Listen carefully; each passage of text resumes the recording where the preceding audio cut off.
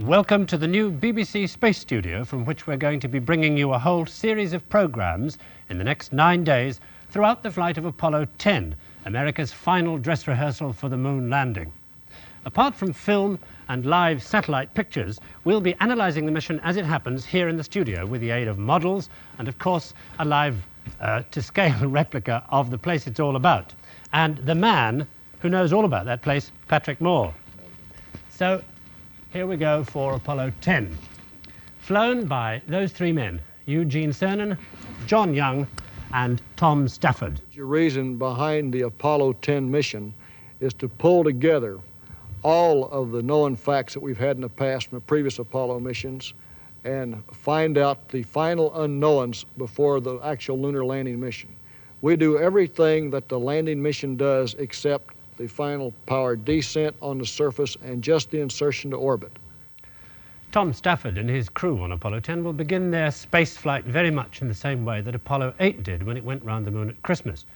2 Earth orbits after launch, they'll punch out into space at 24,000 miles an hour on the 3-day journey to the moon, getting them there fairly late on Wednesday evening.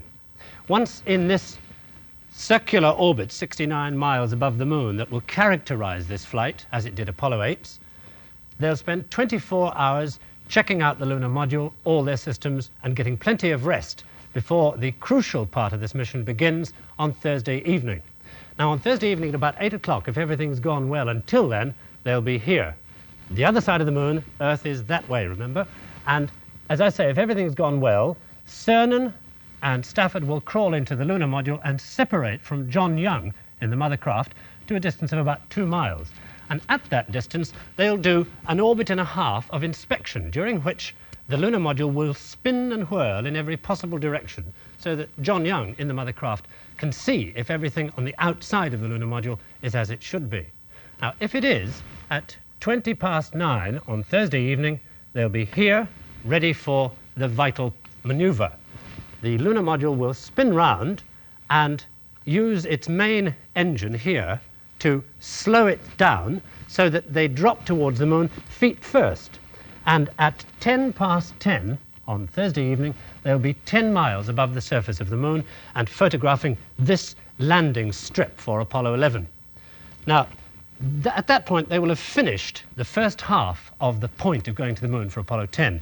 They will have simulated the descent down to the moon that Apollo 11 will have to do in July. That done, they spin around and use this engine again to shoot them off into a very high orbit behind the moon, up to 200 miles, for a radar check with the mother ship. Then they come back in again past John Young.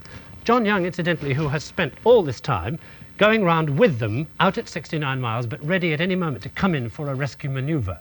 Now, as they swing in the second time, they blast off the lower half of the lunar module. Now, they do that because what they're going to do now is to go down and simulate the rise from the surface of Apollo 10. And when Apollo 10 does that in July, it will have left the lower half of the module on the surface as a launch pad. So they come round the second time only in the ascent stage. Now, from there on, it's a slow and very careful climb lasting 1.5 orbits back to lock together with John Young, crawl back into the mothership and jettison the ascent stage. 1 day later, back to Earth for a splashdown on Monday the 26th.